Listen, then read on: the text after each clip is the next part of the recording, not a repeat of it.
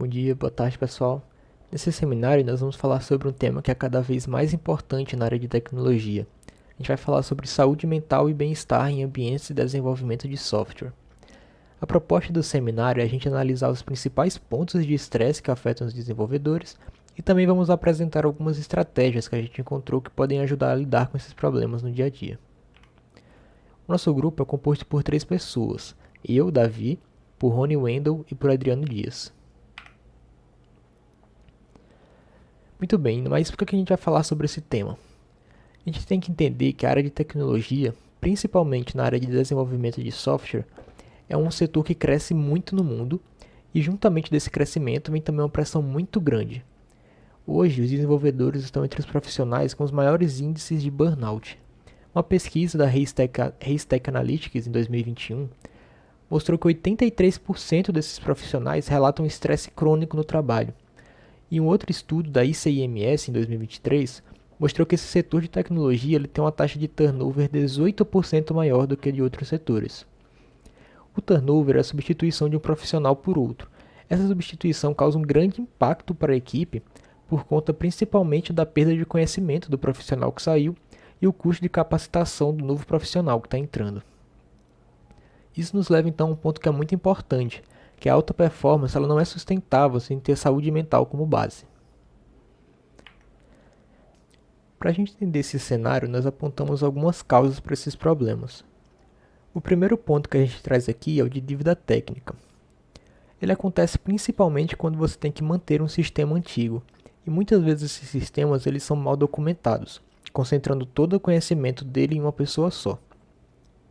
Isso gera um ponto duplo de estresse, tanto nessa pessoa que retém todo o conhecimento, porque é ela quem vai ser sempre requisitada para tirar dúvidas, e quanto para os novos profissionais que estão entrando na equipe, porque como eles não conhecem sobre o sistema, eles vão estar numa situação constante de ansiedade e incerteza.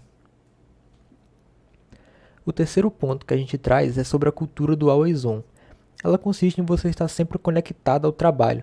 Você vai estar sempre recebendo notificações, mensagens fora do horário, incidentes que acontecem em produção e você precisa começar a trabalhar para resolver. O profissional ele simplesmente não consegue se separar do tempo de trabalho do tempo de descanso. E por fim, nosso último ponto aqui é o de crunch time. Ele é o período de trabalho mais intenso, quando você trabalha muitas horas extras e que parece principalmente quando seus prazos estão apertados e eles estão se aproximando. Todos esses pontos somados, além de outros diversos fatores que a gente não citou aqui, eles geram um ambiente que é propício ao esgotamento. Apresento então aqui para vocês o ciclo do burnout. A primeira fase é a fase do entusiasmo.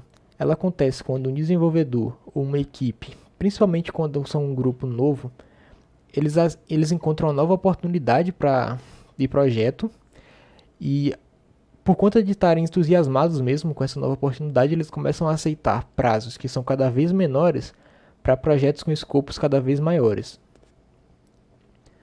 Após essa primeira fase, entra a fase da negação. Ela acontece já durante o desenvolvimento, quando esses prazos mais apertados estão se aproximando e o desenvolvedor ele entra no período do crunch time. Ele começa a deixar suas necessidades básicas de lado, ele pula refeições, abandona seus hobbies e passa mais tempo programando para tentar cumprir com os prazos. A partir desses maus hábitos de saúde, o desenvolvedor ele vai entrar na fase 3, que é a fase de queda de produtividade. Nessa fase, apesar de ele estar trabalhando muitas horas a mais, é possível que o desempenho dele seja pior, principalmente pelos maus hábitos de saúde que causam a falta de concentração e fazem ele errar cada vez mais no código. E nesse período prolongado, nessa terceira fase, ele entra na última, que é a fase de exaustão. Isso acontece principalmente quando... E por fim a gente tem então a fase de exaustão. Nesse ponto, o profissional ele começa a se isolar da equipe. Ele apresenta sinais de ansiedade e a visão dele sobre o projeto deixa de ser a da fase de entusiasmo, que era vamos entregar um projeto legal, e passa a ser vamos entregar logo esse projeto. Ele apenas quer se livrar desse ponto de estresse. O mais preocupante é que esse ciclo pode se repetir, às vezes iniciando diretamente da fase 2. Meu nome é Adriano e precisamos falar sobre como os métodos ágeis vão influenciar nisso. Porque, assim, por um lado, o Scrum e o Kanban, eles são ótimos, porque eles permitem um feedback rápido, eles reduzem incertezas e eles dão uma visibilidade maior ao processo. O Manifesto Ágil, ele até preza por um ritmo sustentável. Mas, por outro lado, o uso da velocidade como a única métrica de performance, ela pode forçar a equipe a entregas cada vez maiores e mais rápidas. As reuniões de alinhamento acabam virando sessões de cobrança, e quando um sprint liga diretamente na outra, sem nenhum respiro, o desenvolvedor ele acaba sentindo que o trabalho é infinito. Olá, meu nome é Rony Wendel e vou falar um pouco sobre a influência da IA no mental do desenvolvedor. Então, é de conhecimento geral que a inteligência artificial vem sendo uma ferramenta muito utilizada por todos e que vem crescendo cada dia mais de uma forma muito acelerada. Mas, ao meu ver, ela é uma faca de dois gumes. Por quê? Da mesma forma que ela auxilia a automatizar processos e acelerar processos, tem o outro lado da moeda, que ela traz consigo uma fonte de pressão muito grande na expectativa de entregas cada vez mais rápidas. Porque, por exemplo, se um desenvolvedor está desenvolvendo um projeto utilizando IA, ele vai ter uma certa cobrança ali dos stakeholders de, por exemplo, se ele está fazendo com IA, ele tem que entregar esse projeto muito mais rápido. Porém, isso não é, de certa forma, uma regra, porque pode ocorrer um problema, algum empecilho, que, mesmo utilizando IA, o desenvolvedor não vai conseguir resolver o problema. Outro ponto tem o fator inovação, que os desenvolvedores, apesar de todo o conhecimento já adquirido, eles têm que estar sempre se inovando e descobrindo novas linguagens para que eles não fiquem obsoletos e tenham aquele medo de ser trocado por uma inteligência artificial. Sobre os cuidados e dicas que um desenvolvedor tem que ser para manter sua sanidade, nós temos a gestão de foco, que seria utilizar técnicas como Pomodoro para manter seu cérebro ativo e evitar a fadiga mental. Higiene do sono, é muito importante que um desenvolvedor e todas as outras pessoas tenham uma boa noite de sono com um mínimo de horas de dormidas. E isso vai ser essencial para a função cognitiva e para manter o cérebro em funcionamento. É a definição de limites, também é outro tópico, onde o desenvolvedor vai ter que saber bem separar o horário de trabalho do horário de lazer para que ele não caia naquela cultura do always on, onde foi falado anteriormente na apresentação, que é o desenvolvedor estar sempre ativo ali para resolver uma demanda à medida que ela for chegando. E também ter pausas ativas, que seria sair da frente da tela do PC para o cérebro entrar no modo difuso, que é aquele momento em que você está totalmente desconectado do assunto e você tem um toque e lembra da solução de um problema.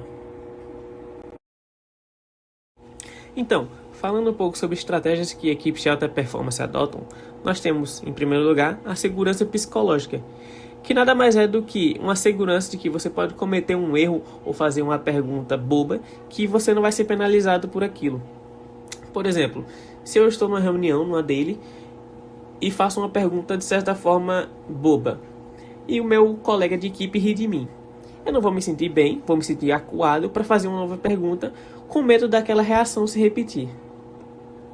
Falando agora sobre a gestão da carga de trabalho, é importante ter um planejamento alinhado e com usuários fazendo parte para que não sejam estabelecidos prazos impossíveis de serem cumpridos. Isso é interessante com uma EAP bem definida. Falando sobre reuniões eficientes, a ideia é ter objetividade nas reuniões e optar sempre por modelos assíncronos quando for algum problema de fácil resolução. A empresa também tem a sua responsabilidade. É papel do líder ter conversas particulares frequentes para identificar sinais de estresse antes que eles acabem virando burnout. Outras ações eficazes podem ser, por exemplo, day off pós-release, para a equipe recuperar as energias após períodos intensos, e um investimento em documentação eficiente. Assim, vai ter uma redução na dependência de pessoas específicas e uma diminuição no estresse de quem ainda tem todo o conhecimento. E entre colegas, a colaboração é a chave. As revisões de código, elas devem ser construtivas, focando no código e nunca na pessoa. Além disso, programas de mentoria e apoio mútuo, elas vão ser essenciais para mitigar a síndrome do impostor. e reduzir a ansiedade dos membros mais novos. Para encerrar, queremos deixar 3 mensagens principais. A primeira, a saúde mental ela deve ser vista como um valor técnico. Então, desenvolvedores exaustos, eles escrevem códigos ruins e caros. A segunda, precisamos de equilíbrio na agilidade. Ferramentas como Scrum e IA, elas devem nos servir e não ditar um ritmo que nos leva ao esgotamento. E para finalizar, a responsabilidade ela é compartilhada. Precisamos de uma cultura empática que resolva problemas em vez de buscar um culpado. Então, pessoal, essa foi nossa apresentação. Espero que tenhamos sido claros. Muito obrigado pela atenção e até uma próxima.